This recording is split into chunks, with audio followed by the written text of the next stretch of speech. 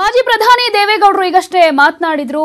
ಮತ್ತೆ ಮೋದಿ ಸರ್ಕಾರ ಬರಬಾರದು, ಆ ನಿಟ್ಟಿನಲ್ಲಿ ನಾವೆಲ್ಲ ರಾಹುಲ್ ಗಾಂಧಿಗೆ ಸಪೋರ್ಟ್ ಆಗಿ ನಿಲ್ಲಬೇಕಾಗತ್ತೆ, ಅವರ ಹೋರಾಟಕ್ಕೆ ನಾವು ಜೊತೆಯಾಗಬೇಕು ಅಂತ ಕೂಡ ಹೇಳ್ತಾ ಇದ್ರು.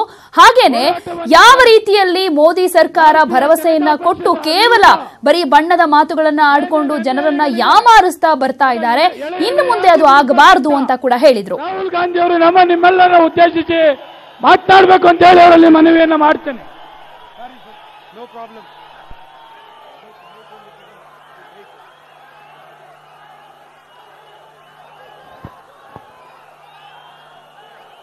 देवगौड़ा जी, सिद्धरमैया जी, कुमारस्वामी जी, दिनेश गुंडूराव जी, मल्लिकार्जुन खड़गे जी, जी परमेश्वर जी, वेणुगोपाल जी, के.एच. मुनियप्पा जी, ईश्वर खांड्रे जी, एच.के. पाटिल जी, डी.के. शिवकुमार जी, कांग्रेस पार्टी के हमारे सब सीनियर नेता, यूथ कांग्रेस, एनएसयूआई, महिला कांग्रेस, सेवा दल के हमारे लोग, जेडीएस के सब कार्यकर्ता, भाइयों और बहनों, प्रेस के हमारे मित्रों, आप सबका यहां बहुत बहुत स्वागत, नमस्कार।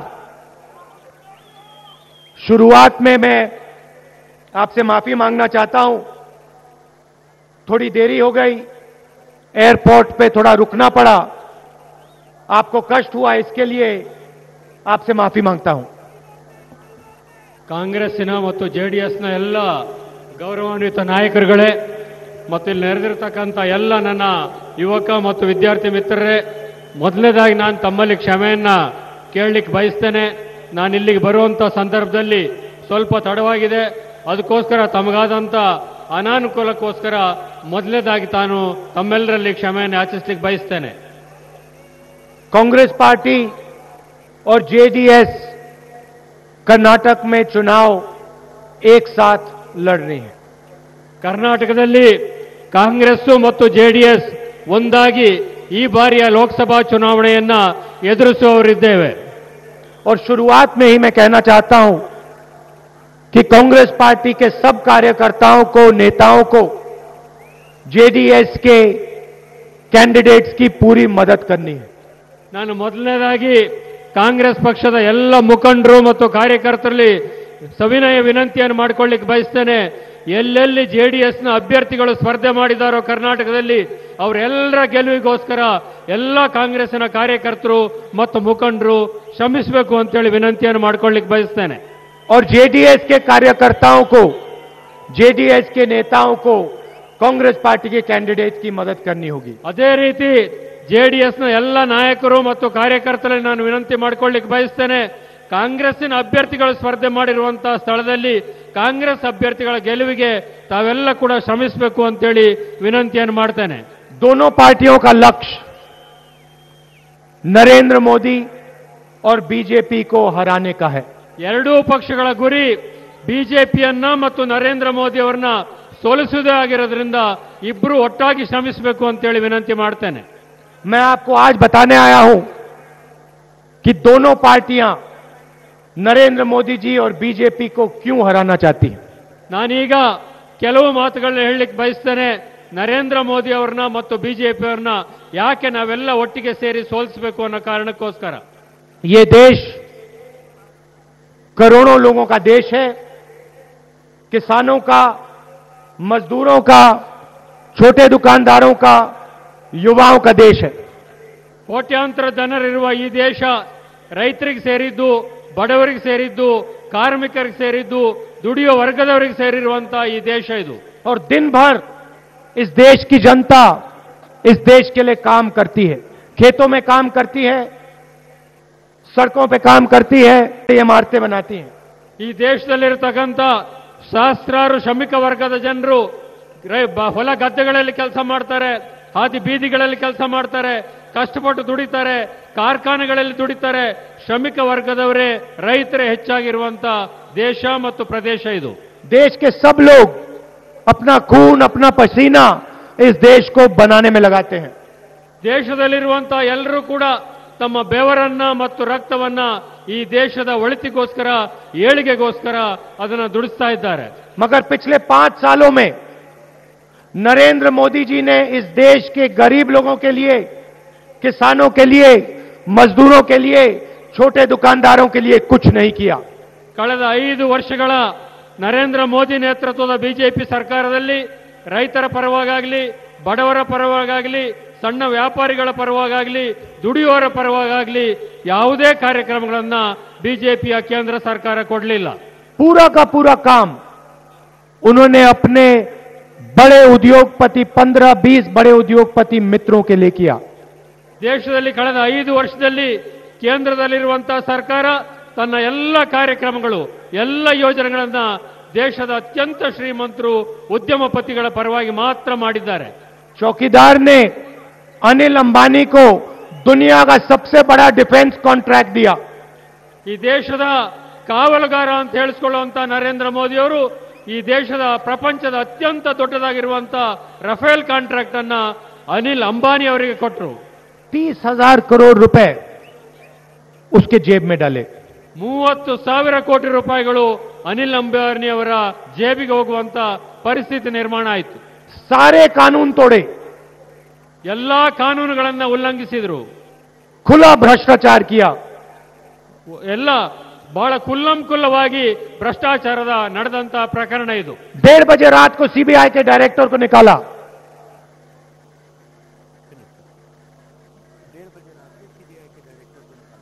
ರಾತ್ರಿ 1:30 ಗಂಟೆನಲ್ಲಿ ಸಿಬಿಐ ನಿರ್ದೇಶಕರನ್ನ ಬದಲಾಯಿಸುವಂತಹ ಕೆಲಸವನ್ನ ಕೇಂದ್ರದ ಈ ಸರ್ಕಾರ ಮಾಡಿದೆ.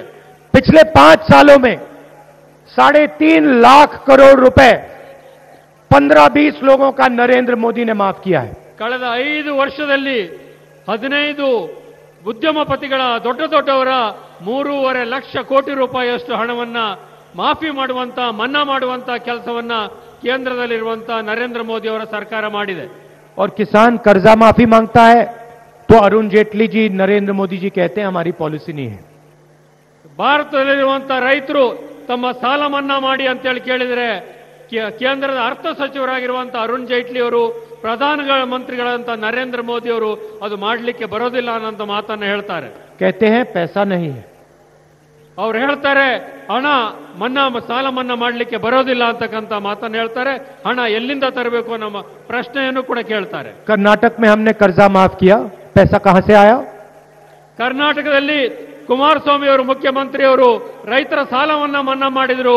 ಆ ಹಣ ಎಲ್ಲಿಂದ ಬಂತು ಅನ್ನೋದನ್ನು ಕೂಡ ಈ ಸಂದರ್ಭದಲ್ಲಿ ನಾವು ಕೇಂದ್ರವನ್ನ ಕೇಳಬೇಕಾಗ್ತದೆ. मध्य प्रदेश में, राजस्थान में, छत्तीसगढ़ में, पंजाब में हमने माफ किया, पैसा कहां से आया? ಮಧ್ಯಪ್ರದೇಶ, ರಾಜಸ್ಥಾನ, ಛತ್ತೀಸ್ಗಢಗಳಲ್ಲಿ, ಪಂಜಾಬ್ನಲ್ಲಿ ರೈತರ ಸಾಲ ಮನ್ನಾವನ್ನ ಅಲ್ಲಿನ ಸರ್ಕಾರಗಳು ಮಾಡಿದ್ರು. ಅವರು ಎಲ್ಲಿಂದ ಹಣ ತಂದ್ರು ಅನ್ನೋದು ಕೂಡ ನಮ್ಗೆಲ್ಲ ಗೊತ್ತಾಗಬೇಕಾದಂತ ವಿಷಯವೇ. पैसे की कोई कमी नहीं है, ಹಣದ ಯಾವ ಕೊರತೆನೂ ಕೂಡ ದೇಶದಲ್ಲಿ, ರಾಜ್ಯಗಳಲ್ಲಿ ಇಲ್ಲ. मगर पैसा गरीबों को नहीं दिया जा सकता. ದೇಶದಲ್ಲಿ ಹಣದ ಕೊರತೆ ಇಲ್ಲ, ಆದರೆ ಬಡವರಿಗೆ ಹಣ ಕೊಡುವ ವಿಚಾರದಲ್ಲಿ ಮನಸ್ಸು ಮಾಡುವಂತ ನಾಯಕತ್ವ ದೇಶದಲ್ಲಿ ಇಲ್ಲ. किसानों को नहीं दिया जा सकता, ರೈತರಿಗೆ ಕೊಡ್ಲಿಕ್ಕೆ ಆಗೋದಿಲ್ಲ, मजदूरों को नहीं दिया जा सकता, ಕಾರ್ಮಿಕರಿಗೆ ಕೊಡ್ಲಿಕ್ಕೆ ಆಗೋದಿಲ್ಲ, युवा एंटरप्रेन्योर्स को नहीं दिया जा सकता. ಸಣ್ಣ ಯುವ ಉದ್ದಿಮೆದಾರರಿಗೆ ಕೊಡ್ಲಿಕ್ಕೆ ಆಗೋದಿಲ್ಲ. अनिल अंबानी, मेहुल चौकसी, नीरव मोदी, विजय माल्या, ललित मोदी को दिया जा सकता है. ಅನಿಲ್ ಅಂಬಾನಿ ಅವರು, ಮೆಹುಲ್ ಚೋಕ್ಸಿ ಅವರು, ವಿಜಯ್ ಮಲ್ಯ ಅವರು ಇಂಥವ್ರಿಗೆ ಕೊಡ್ಲಿಕ್ಕೆ ಮಾತ್ರ ದೇಶದ ಖಜಾನೆಯಲ್ಲಿ ಹಣ ಇದೆ. शिक्षा के लिए, सरकारी स्कूल्स के लिए, सरकारी कॉलेज यूनिवर्सिटी के लिए पैसा नहीं है. ಶಿಕ್ಷಣಕ್ಕೆ, ಸರ್ಕಾರಿ ಶಾಲೆಗಳಿಗೆ, ಸರ್ಕಾರಿ ಕಾಲೇಜುಗಳಿಗೆ ಕೊಡ್ಲಿಕ್ಕೆ ಕೇಂದ್ರ ಸರ್ಕಾರದಲ್ಲಿ ಹಣ ಇಲ್ಲ. स्वास्थ्य के लिए पैसा नहीं है, सरकारी अस्पतालों के लिए पैसा नहीं है. ಆರೋಗ್ಯಕ್ಕಾಗಿ ಮತ್ತು ಆಸ್ಪತ್ರೆಗಳಿಗಾಗಿ ಕೊಡ್ಲಿಕ್ಕೆ ಕೇಂದ್ರ ಸರ್ಕಾರ ಹಣ ಇಲ್ಲ ಅಂತ ಹೇಳ್ತದೆ. मगर जो भी 15-20 अमीर लोग चाहते हैं उनको मिलता है. 15-20 ಜನ ದೇಶದ ಶ್ರೀಮಂತರು ಯಾರಿದ್ದಾರೆ ಅವರ ಕಷ್ಟಗಳಿಗೆ ಮಾತ್ರ ಕೇಂದ್ರದಲ್ಲಿರುವಂತಹ ಈ ಸರ್ಕಾರ ಸ್ಪಂದಿಸ್ತದೆ. 3.5 लाख करोड़ रुपए आपने उनके माफ किए, पैसा कहां से आया? 3.5 ಲಕ್ಷ ಕೋಟಿ ರೂಪಾಯಿಗಳನ್ನ ಶ್ರೀಮಂತರ ಸಾಲವನ್ನ ಮನ್ನಾ ಮಾಡಲಿಕ್ಕೆ ನಿಮಗೆ ಹಣ ಎಲ್ಲಿಂದ ಬಂತು ಅಂತ ನಾನು ಕೇಂದ್ರ ಸರ್ಕಾರವನ್ನ ಕೇಳಲಿಕ್ಕೆ ಬಯಸ್ತೇನೆ. 1800 करोड़ रुपए येदियुरप्पा जी ने अपनी डायरी में बांटे, वो कहां से आया? ಕರ್ನಾಟಕದ ಮಾಜಿ ಮುಖ್ಯಮಂತ್ರಿಗಳಾದಂಥ ಯಡಿಯೂರಪ್ಪನವರು 1800 ಕೋಟಿ ರೂಪಾಯಿಗಳನ್ನ ಡೈರಿನಲ್ಲಿ ಬರೆದು ಕೇಂದ್ರದ ನಾಯಕರುಗಳು ತಲುಪಿಸಿದ್ರು. ಆ ಹಣ ಎಲ್ಲಿಂದ ಬಂತು ಅಂತ वो ಕೇಳ್ತೇನೆ. किसका पैसा था? ಅದು ಯಾರ ಹಣವೋ ಅಂತ ನಾ ಕೇಳಲಿಕ್ಕೆ ಬಯಸ್ತೇನೆ. 150 करोड़ रुपए अरुण जेटली जी को दिया, वो किसका था? 150 ಕೋಟಿ ರೂಪಾಯಿಗಳನ್ನ ಅರುಣ್ ಜೈಟ್ಲಿ ಅವರಿಗೆ ಕೊಟ್ಟರು, ಅದು ಯಾರ ಹಣವನ್ನು ಅಂತ ನಾ ಕೇಳಲಿಕ್ಕೆ ಬಯಸ್ತೇನೆ. राजनाथ सिंह जी को दिया, गडकरी जी को दिया, वो किसका था? अडवाणी जी को दिया, वो किसका था? ರಾಜನಾಥ್ ಸಿಂಗ್, ನಿತಿನ್ ಗಡ್ಕರಿ ಮತ್ತಿತರ ಎಲ್ಲ ಬಿಜೆಪಿ ನಾಯಕರಿಗೆ ಕೊಟ್ಟಿರುವಂತಹ ಹಣನೂ ಕೂಡ ಅದು ಯಾರಿಗೆ ಸೇರಿದ್ದು ಅಂತ ನಾ ಕೇಳಲಿಕ್ಕೆ ಬಯಸ್ತೇನೆ. कहां से आया? ಆ ಹಣ ಎಲ್ಲಿಂದ ಬಂತು ಅಂತ ನಾ ಕೇಳಲಿಕ್ಕೆ ಬಯಸ್ತೇನೆ. कर्नाटक की जनता की जेब से आया. ಕರ್ನಾಟಕದ ಸಾಮಾನ್ಯ ರೈತರ ಜೇಬಿನಿಂದ ತೆಗೆದ ಹಣವನ್ನ ಅವರಿಗೆ ಕೊಟ್ಟಿದ್ದಾರೆ ಅಂತ ನಾನು ಹೇಳ್ತೇನೆ. तो हमने 2019 में निर्णय ले लिया है, 6 महीने से हम अपने नए स्कीम के बारे में तैयारी कर रहे हैं, प्लानिंग कर रहे हैं. ನಾವೀಗ ಹೊಸ ಯೋಜನೆಯನ್ನ ಸರ್ಕಾರ ಬಂದ ನಂತರ 6 ತಿಂಗಳಲ್ಲಿ ಭಾರತದಲ್ಲಿ ಜಾರಿ ಮಾಡಬೇಕು ಅನ್ನುವಂತ ಒಂದು ಪ್ರಯತ್ನದಲ್ಲಿದ್ದೇವೆ. अगर नरेंद्र मोदी जी हिंदुस्तान के सबसे अमीर लोगों को पैसा दे सकते हैं, ನರೇಂದ್ರ ಮೋದಿ ಅವರು ಭಾರತದ ಶ್ರೀಮಂತರಿಗೆ ಹಣ ಕೊಡಲಿಕ್ಕೆ ಸಾಧ್ಯ ಅಂತ ಆದ್ರೆ तो कांग्रेस पार्टी हिंदुस्तान के ईमानदार किसानों को, गरीबों को पैसा दे सकती है. ಕಾಂಗ್ರೆಸ್ ಪಕ್ಷ ಭಾರತದಲ್ಲಿರುವಂತಹ ಬಡವರು ಮತ್ತು ರೈತರಿಗೆ ಅವರಿಗೆ ಹಣ ಕೊಡೋಕೆ ತೀರ್ಮಾನವನ್ನು ಮಾಡಿದೆ. आपको जो करना है आप करो, हमें जो करना है हम करेंगे. ನಿಮಗೇನ್ ಸರಿ ಅಂತ ಕಾಣ್ತದೋ ನೀವು ಅದನ್ನು ಮಾಡಿ, ನಮಗೇನ್ ಸರಿ ಅಂತ ಕಾಣ್ತದೋ ನಾವು ಅದನ್ನು ಮಾಡಲಿಕ್ಕಿದ್ದೇವೆ.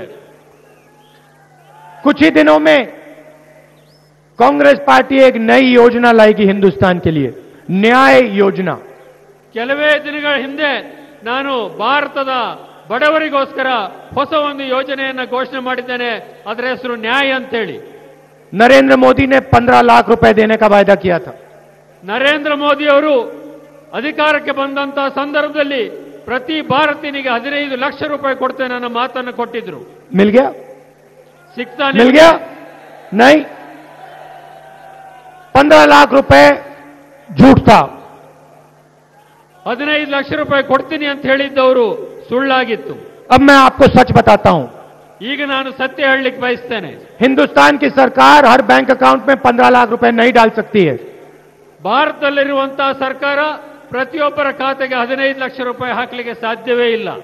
मगर हिंदुस्तान के 20% सबसे गरीब लोगों के बैंक अकाउंट में 72,000 रुपए हर साल डाल सकती है. ಭಾರತದ ಎಲ್ಲರ ಖಾತೆಗೆ 15 ಲಕ್ಷ ಬರಲಿಕ್ಕೆ ಸಾಧ್ಯ ಇಲ್ಲ.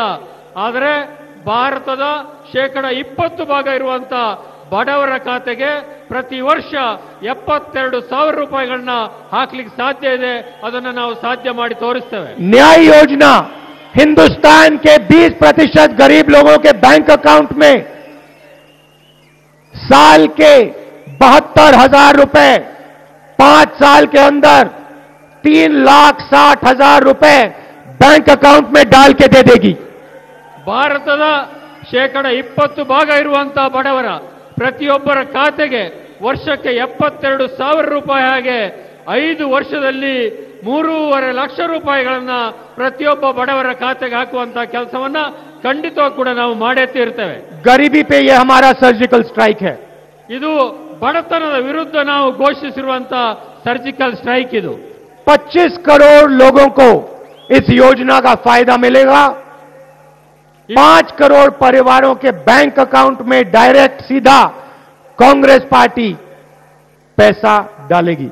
ಭಾರತ ದೇಶದ 25 ಕೋಟಿ ಜನರಿಗೆ, 5 ಕೋಟಿ ಕುಟುಂಬಗಳಿಗೆ ನೇರವಾಗಿ ಅವರ ಬ್ಯಾಂಕಿನ ಖಾತೆಯಲ್ಲಿ ಪ್ರತಿ ವರ್ಷ 72,000 ರೂಪಾಯಿ ಸೇರುವಂತ ಯೋಜನೆ, ನ್ಯಾಯ ಯೋಜನೆ ನಾವು ಘೋಷಣೆ ಮಾಡಿರುವಂತದ್ದು.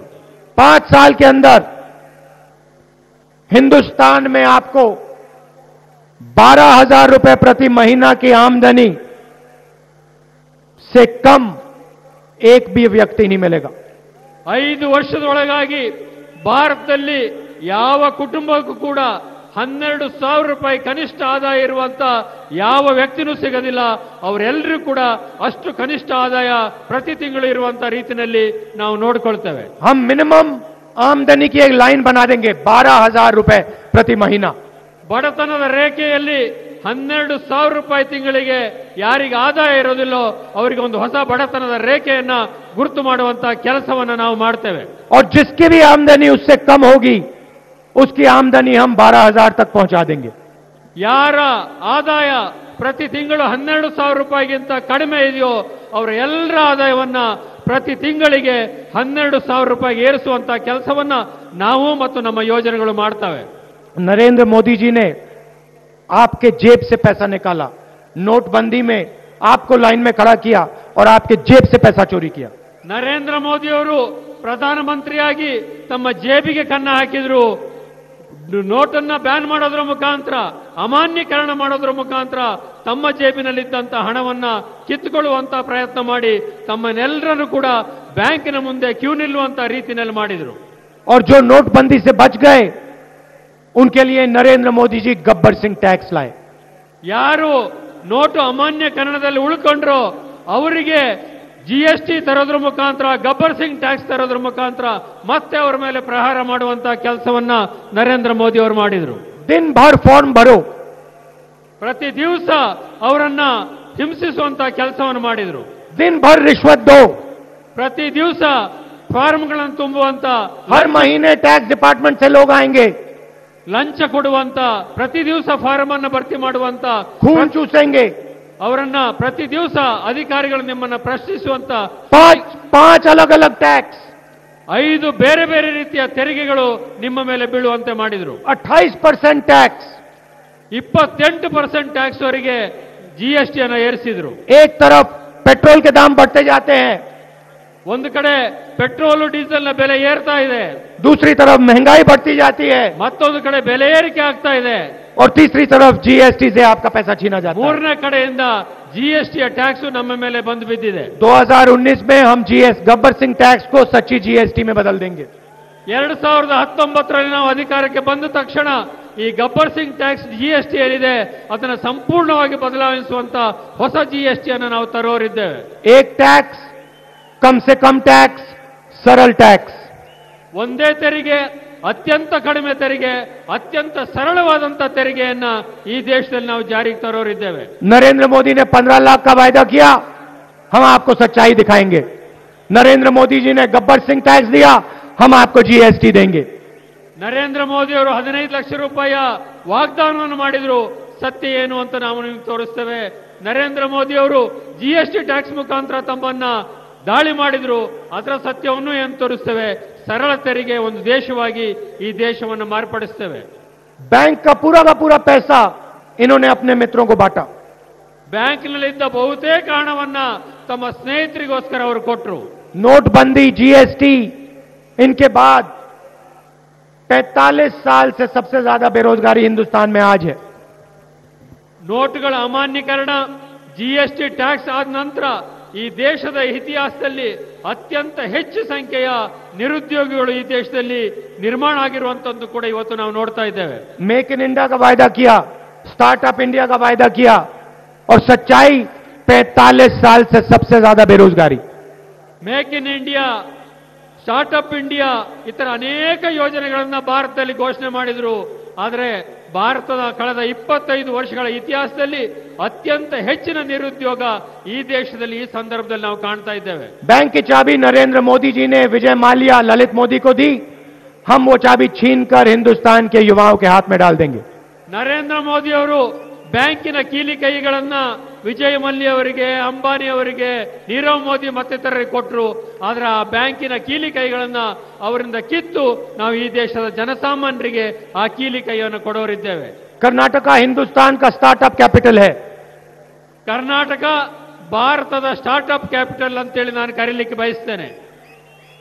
हमने अपने मैनिफेस्टो में साफ कहा है, आज नरेंद्र मोदी जी की दुनिया में युवा बिजनेस खोलना चाहता है, अलग अलग डिपार्टमेंट से परमिशन लेनी पड़ती है, रिश्वत देनी पड़ती है। ಈಗ ನಾನು ತಮ್ಮ ಮುಂದೆ ಹೇಳಲಿಕ್ಕೆ ಬಯಸ್ತೇನೆ, ಈ ದೇಶದ ಯುವಕರು ಹೊಸ ಉದ್ಯಮವನ್ನು ಸ್ಥಾಪನೆ ಮಾಡಬೇಕು, ಕೈಗಾರಿಕೆಯನ್ನು ಸ್ಥಾಪನೆ ಮಾಡಬೇಕು ಅಂದ್ರೆ ಹಲವಾರು ಬೇರೆ ಬೇರೆ ಇಲಾಖೆಗಳಿಂದ ಅವರು ಪರವಾನಗಿಯನ್ನು ಪಡಿಬೇಕಾಗ್ತದೆ, ಕ್ಯೂನಲ್ಲಿ ನಿಲ್ಲಬೇಕಾಗ್ತದೆ, ಲಂಚವನ್ನು ಕೊಡಬೇಕಾಗ್ತದೆ. हर डिपार्टमेंट में रिश्वत दो. ಪ್ರತಿ ಇಲಾಖೆನಲ್ಲಿ ಲಂಚದ ಕೊಡಬೇಕಂತ ಸಂದರ್ಭ ಇದೆ. 50 अलग अलग परमिशंस लो. ಹಲವಾರು ಬೇರೆ ಬೇರೆ ಅಂತ ಪರ್ಮಿಷನ್ಗಳಂತ ಪರವಾನಗಿ ತೆಗೆದುಕೊಳ್ಬೇಕಂತ ಸ್ಥಿತಿ ಇದೆ. फिर जाके बिजनेस खोलो. ಅದಾದ ನಂತರ ನಾವು ಉದ್ಯಮವನ್ನ ವ್ಯಾಪಾರವನ್ನ ಶುರು ಮಾಡಬೇಕಾಗ್ತದೆ. कांग्रेस पार्टी ने निर्णय लिया है कि सरकार बनते ही जो भी युवा बिजनेस चालू करना चाहता है उसे 3 साल के लिए कोई परमिशन की जरूरत नहीं, कोई रिश्वत देने की जरूरत नहीं, किसी से कोई परमिशन लेने की जरूरत नहीं है.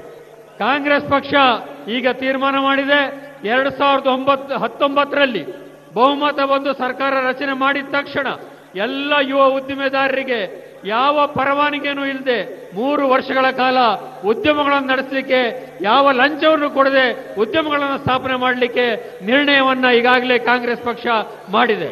और जो भी युवा हिंदुस्तान के लिए रोजगार पैदा करेगा उसे हिंदुस्तान की सरकार, हिंदुस्तान के बैंक्स पूरी की पूरी मदद करेंगे. ಯಾವ ಯುವ ಉದ್ಯಮಗಳು ಭಾರತದಲ್ಲಿ ಉದ್ಯಮವನ್ನು ಸ್ಥಾಪನೆ ಮಾಡಿ ಯುವಕರಿಗೆ ಉದ್ಯೋಗ ಕೊಡ್ತಾರೋ ಅವರಿಗೆ ಭಾರತದ ಸರ್ಕಾರದ ಅಧೀನದಲ್ಲಿರುವಂತಹ ಎಲ್ಲ ಬ್ಯಾಂಕಿಗಳು ಕೂಡ ಹೆಚ್ಚಿನ ಸಹಾಯ ಮಾಡುವಂತಹ ಸ್ಥಿತಿಯನ್ನ ನಾವು ಈ ದೇಶದಲ್ಲಿ ನಿರ್ಮಾಣ ಮಾಡ್ತೇವೆ. नरेंद्र मोदी जी ने झूठे वायदे किए मगर देश को बांटने का, नफरत फैलाने का भी काम किया. ನರೇಂದ್ರ ಮೋದಿ ಅವರು ಹಲವು ಸುಳ್ಳು ಆಶ್ವಾಸನೆಗಳನ್ನು ನೀಡಿ ಈ ದೇಶವನ್ನ ಅನೇಕ ಕಾರಣಗಳಿಗೋಸ್ಕರ ವಿಭಜಿಸುವಂತಹ ಕೆಲಸದಲ್ಲಿ ತೊಡಗಿಕೊಂಡಿದ್ದಾರೆ. कांग्रेस पार्टी देश को जोड़ने का काम करती है. ಕಾಂಗ್ರೆಸ್ ಪಕ್ಷ ಈ ದೇಶವನ್ನ ಜೋಡಿಸುವಂತಹ ಕೆಲಸಕ್ಕೆ ಕೈ ಹಾಕಿದೆ ಮತ್ತು ಮಾಡ್ತಾನೂ ಕೂಡ ಇದೆ.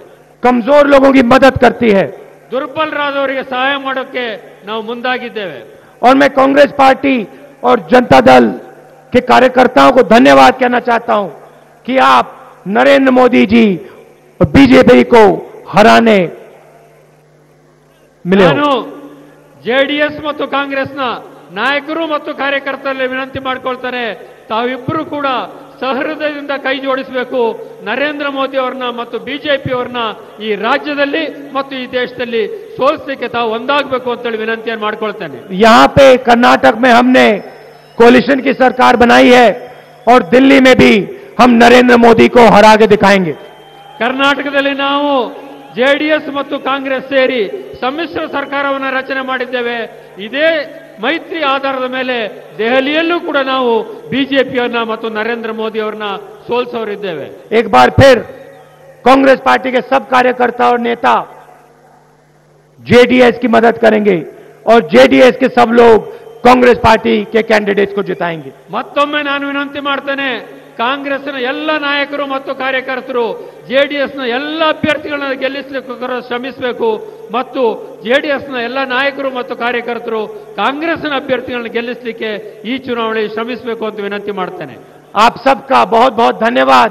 नमस्कार. जय हिंद. ತಮ್ಮೆಲ್ಲರಿಗೂ ನಮಸ್ಕಾರ. ಜೈ ಹಿಂದ್.